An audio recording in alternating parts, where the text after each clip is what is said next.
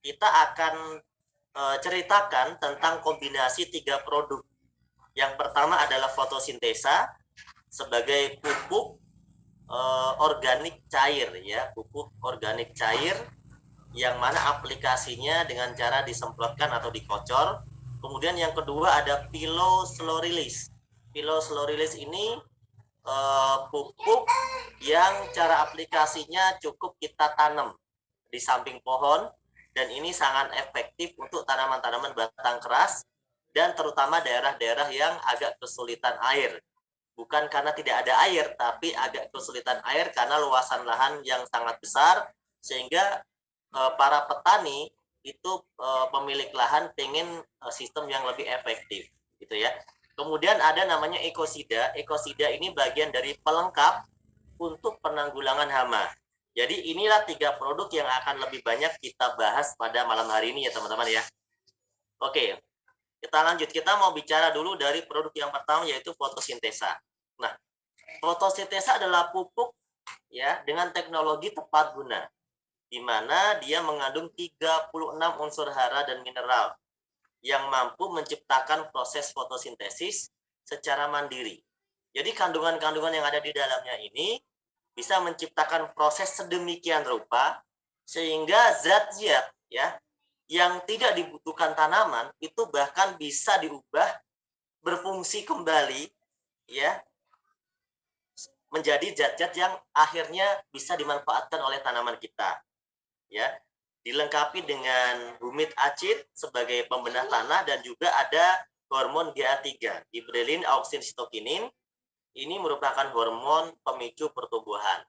Jadi pupuk fotosintesa ini merupakan pupuk majemuk ya. Artinya kita dengan satu pupuk ini aja sudah cukup. Nah, mengenai kandungannya yang tertera di kemasan, kalau teman-teman amati, itu hanya 13. Hanya 13. Bahkan kalau kita baca di kemasannya itu, di sana ya, itu bahkan tidak ada tertulis NPK. Tidak ada tertulis NPK. Nah, padahal aslinya ya bukan berarti tidak ada NPK-nya, karena aslinya fotosintesa ini mengandung 36 unsur hara dan mineral.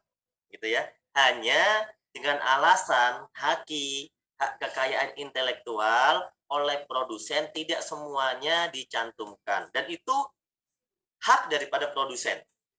Makanya ketika banyak yang tanya tentang detail dan sebagainya, ya sebenarnya nggak perlu terlalu detail. Yang penting adalah pupuknya begitu dipakai benar-benar bermanfaat gitu. Karena di sini kita tidak akan membuka semua hal. Yang penting adalah racikan sudah jadi, teman-teman tinggal pakai. Ibaratnya seperti itu aja ya, yang simpel-simpel aja. Nah, makanya kita menggunakan satu slogan, biarkan tanaman bicara.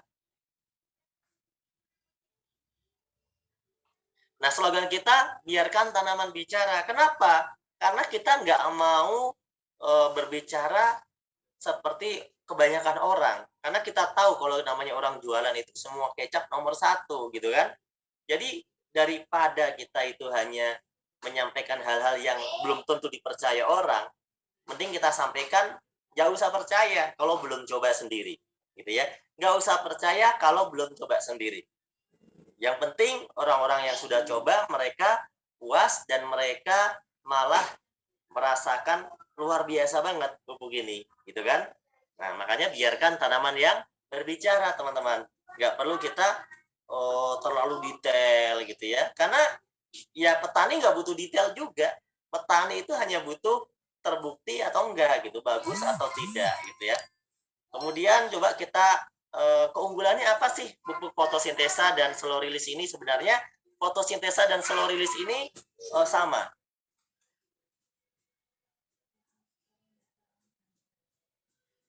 Fotosintesa dan slow release ini sebenarnya kandungannya itu sama. Perbedaannya adalah perbedaan kemasan ya, karena diperuntukkan biar lebih efektif gitu aja. Nah, di mana dia pertama mengandung 36 unsur hara dan mineral yang mana dibutuhkan oleh tanaman ya. Kemudian kalau fotosintesa sendiri itu modelnya dia nanti dicairkan. Ketika dicairkan dia mudah larut atau sifatnya solubility. Dia tidak bersifat nyisain ampas, kotoran gitu, enggak. Dia langsung larut ke air, paling airnya berwarna jadi warna pupuk aja gitu ya, tapi dia larut ya. Kemudian kalau kita menggunakan pupuk ini sebenarnya kita tidak merekomendasikan, enggak nyuruh, enggak minta teman-teman untuk pakai pupuk yang lain ya. Jadi tidak perlu tambahan pupuk yang lain karena ini udah pupuk majemuk, semua yang dibutuhkan sudah ada dalam satu kemasan. Jadi tidak perlu tambahan pupuk apapun. Entah itu pupuk sifatnya organik, entah itu sifatnya pupuk kandang, pupuk kompos, ataupun pupuk kimia yang lain gitu. Nggak perlu tambahan. Tapi kalau ada orang bertanya misalnya, Pak, boleh nggak ditambahkan? Jawabannya boleh, gitu ya. Tapi kami tidak minta untuk ditambahkan dan tidak nyuruh untuk ditambahkan. Malah sarannya, kalau emang mau menambahkan pupuk lain, mending tambahin dosis fotosintesanya. Beli pupuk fotosintesa lagi aja kalau emang mau nambahin, daripada digunakan untuk menambahin pupuk yang lain gitu ya. Kemudian pupuk ini tidak perlu namanya fermentasi. Jadi kita itu nggak perlu bakterinya ini dikempingkan dulu 3 hari 3 malam, nggak perlu.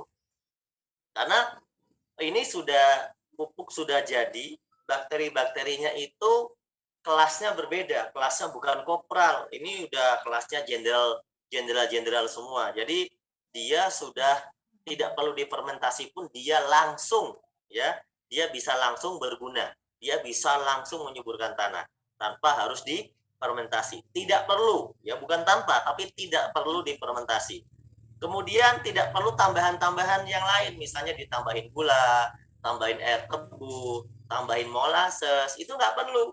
Karena kalau kita keseringan tambahin gula, nanti istri kita marah karena gula di dapurnya habis, ya kan? Jadi kita nggak bisa bikin kopi 3000 karena gulanya dipakai buat pupuk terus, ya kan? Nah, kalau cari air tebu, tidak di semua tempat ada air tebu, misalnya. Intinya, fotosintesa ini adalah pupuk yang simple. Tinggal sobek, cairkan, semprot, kocor, gitu aja. Kemudian di dalamnya apakah mengandung mikroba, Pak? Bisa nggak ini nyuburin tanah?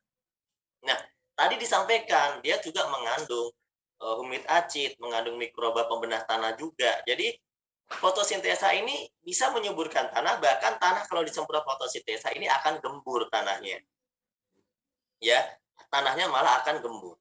Kemudian dapat menaikkan pH. Nah, fotosintesa juga bisa menaikkan pH tanah.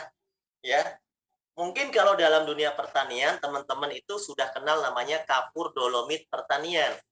Itu biasanya untuk meningkatkan pH tanah.